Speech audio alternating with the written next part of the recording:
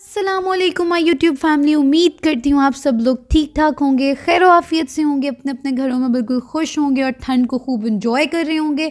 तो चलिए जी, आज आपके साथ शेयर करते हैं हम मूली के पराठे की बड़ी सिंपल सी और बड़ी ही मज़ेदार किस्म की रेसिपी। तो चलिए जी, चलते हैं वीडियो की तरफ।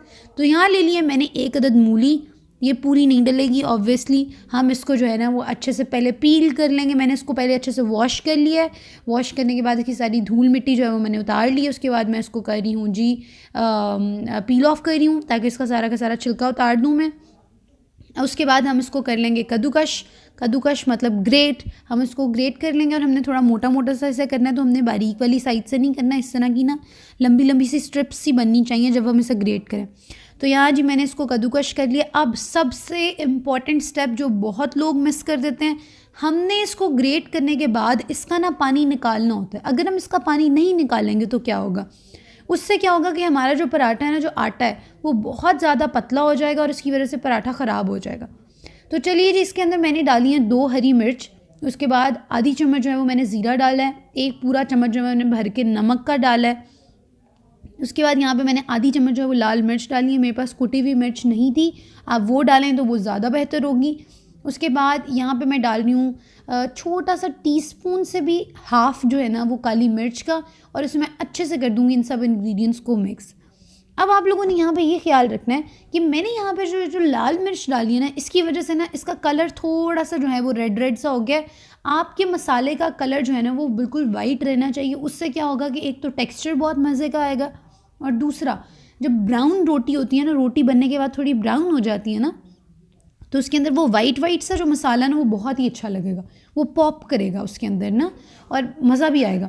तो यहाँ जो है ना मैंने इसके अंदर लाल मिर्च डाली है तो थोड़ा सा रेड रेड सा कलर हो गया। उसके बाद मैं इसमें डाली हूँ वो एसेंशियल जो आपके पराठे के अंदर 4 चांद लगा देगा। मैंने डाला जिसके अंदर कसूरी मेथी, क्योंकि मैं पराठा जो अपने छोटे भाई के लिए बना रही थी, उसको धनिया बिल्कुल पसंद नहीं है, तो मैंने जो है उस धनिया की जगह पे मैंने वहाँ पे डाली है कसूरी मेथी। ये जो कसूरी मेथी है ये मेरी अम्मा ने खुद घर पर सुखाई हुई है, क्योंकि अब सर्दियाँ आ गई हैं, अब मेथी और मेथे दोनों आ जाएंगे। हम मेथी को ले लेंगे, हरी मेथी को हम धूप में सुखा लेंगे और उसे हम सुखा के इस तरह की कसूरी मेथी बना लेंगे। तो चलिए जी, अब चलते हैं हम रोटी बनाने की तरफ। मैंने यहाँ पे लिया है आटे का एक नॉर्मल साइज़ का पेड़ा। बहुत बड़ा नहीं लिया, बहुत छोटा नहीं लिया। आज मैं आपको 2 परत वाले पराठे की जगह पे ना एक ही पेड़े से पराठा बनाना सिखाऊंगी। तो देखें जी, इतना पतला जो है आपने बेल लेना है इसको। आप बेलिएगा मत, हाथ से आपने इसको टैप टैप करना है। जब आप इसको टैप टैप करेंगे ना, उसकी वजह से इसकी जो है ना वो मोटाई बहुत ज़्यादा भी नहीं होगी और बहुत कम भी नहीं होगी। यहाँ पे मैंने एक कटोरी में थोड़ा सा मसाला निकाल लिया था। यहाँ देखें जी, मैंने इसके अंदर डाला है थोड़ा सा मसाला, तकरीबन ये होगा 3 चम्मच। ठीक है, 3 चम्मच। अगर आपको बहुत ज़्यादा भरा हुआ पसंद है ना, आप 4 चम्मच डाल लें, लेकिन ये है कि फिर आपको ध्यान रखना पड़ेगा कि आपकी रोटी टूट नहीं जाए। तो ये देखें जी, हम इसको जो है ना अच्छे से कर लेंगे रोल। आपने इसको सारा का सारा सेंटर में जो है ना इसको रोल करते जाना है, ताकि अच्छा सा एक पाउच सा बन जाए। जब ये पाउच बन जाएगा ना, हम इसको हल्का सा ट्विस्ट करेंगे और ये देखें जी, हमने इसको कर दिया यहाँ पे फिक्स। उसके बाद आपकी उंगलियों का जादू शुरू हो गया। यहाँ आपने अगर उंगलियों का जादू ना दिखाया ना, तो आपका पराठा जो है ना वो फट जाएगा, वो चिपक जाएगा सरफेस के साथ। अगर आप किचन काउंटर पे डायरेक्ट बना रहे हैं तो वो उसके साथ लग जाएगा और आपको उतारने में बहुत मुश्किल होगी। यहाँ मैंने जो है वो खुश्का लगा लिया उसको, और मैंने हाथ से हल्का हल्का सा दबा लिया है। उसके बाद यहाँ पे मैंने साथ में पैन जो है वो हल्की आंच करके जो है वो पैन रख दिया, और उसके अंदर मैं थोड़ा सा ऑयल डाल दूँगी। ऑयल आपने इसलिए ड्रिजल करना है ताकि जब आप पराठा डालें तो वो डायरेक्ट सरफेस में ना लगे, उसको ऑयल लग जाए और वो थोड़ा सा कुरकुरा सा हो जाए। तो यहाँ पे आपको लग रहा होगा मैं बहुत बोल रही हूँ।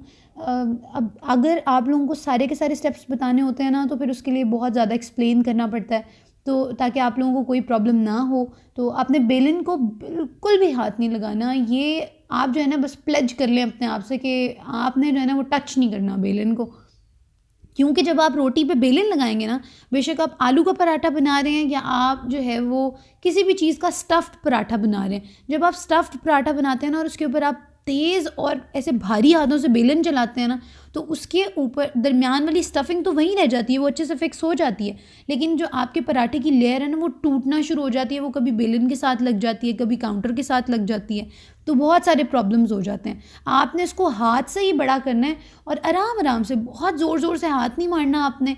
ये देखें मैंने थोड़ा सा जो है वो ज़ोर से किया दरमियान से, तो वो उतर गया। तो आपने इस चीज़ का ख्याल रखना है कि आप उसको फिक्स करें। अब हो सके तो आप इस पर थोड़ा सा आटा लगा के इसको फिक्स कर दें, नहीं तो आप ऐसे भी डाल सकते हैं, लेकिन आपने ये एहतियात रखना है कि ये सुराख बड़ा नहीं हो, और अगर ये बड़ा हुआ ना, ज़्यादा बड़ा हो गया, तो फिर आपको प्रॉब्लम होगी क्योंकि इसकी स्टफिंग निकल जाएगी। तो यहाँ उसके बाद मेरा ऑयल जो है वो पैन में जो मैंने डाल के रखा था वो गर्म हो गया था, मैंने पराठा उसके ऊपर डाल दिया, और अब जो है ना मैं इसे हल्के हल्के हाथों से जो है वो घुमा लूँगी ताकि ये इसकी एक लेयर पक जाए। 2 से 3 मिनट का मैं रेस्ट दूँगी इसको बहुत स्लो फ्लेम पे, ताकि अच्छे से पक जाए। उसके बाद मैं इसे थोड़ा सा घुमाऊँगी, थोड़े शशके वशके मारेंगे हम, ठीक है, और इसके बाद हम इसे कर देंगे फ्लिप करते हुए आपने जो है ना बहुत ध्यान रखना है कहीं आपका पराठा टूट ना जाए, उसके ऊपर कोई क्रैक्स ना आ जाएं, क्योंकि बड़ी ही जो है ना वो रुसवाई वाली बात होती है कि आप इतनी मेहनत करें और जो है ना उसके बाद फिर आपका पराठा टूट जाए। तो जो भाइयों से फिर जो बातें सुनने को मिलती हैं ना, वो बहुत तकलीफ़देह होती हैं, क्योंकि बहन सारा दिन किचन में खड़ी रहे और उनको बना के दे और उसके बाद फिर ऐसी बातें सुनने को मिलें तो फिर बहुत बुरा लगता है। तो यहाँ जी आपने बहुत ही एहतियात के साथ इसके ऊपर जो है ना इसको पलटना है और थोड़ा थोड़ा सा ऑयल डाल देना, और इसको पलटते हुए बहुत एहतियात करना है आपने, क्योंकि अगर ऑयल का छींटा पड़ गया ना तो फिर वो बहुत महंगा पड़ता है। तो यहाँ जी मैं इसको अच्छे अच्छे से जो है वो दबा लूँगी ताकि पक जाए। ये देखें आप, एक साइड उसकी बिल्कुल जो है वो क्रंची हो चुकी है इस टाइम पे, और मेरे मुंह में अभी भी इसको देख देख के पानी आ रहा है और मेरा दिल कर रहा है मैं अभी बनाऊँ और अभी खा लूँ। ये बहुत मज़े का था, इतनी सिंपल रेसिपी, कोई हमने यहाँ पे मंत्र नहीं पढ़ने इसके ऊपर, ऐसे मिनटों में बनने वाली ये रेसिपी है। आप इसको ट्राई करें, आप मुझे ख़ुद रिव्यू में कहेंगे कि क्या बात है, मतलब ज़बरदस्त पराठा बनाना सिखाया आपने।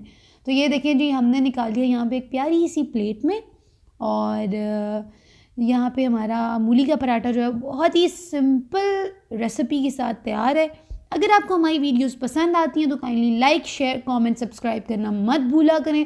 बहुत सारे ऐसे लोग हैं जो हमारे चैनल पर वीडियोस देखते हैं लेकिन उन्होंने हमारे चैनल को सब्सक्राइब नहीं किया, तो kindly do subscribe and bell icon को ज़रूर दबाएं। मिलते हैं नई वीडियो के साथ। अल्लाह हाफिज़।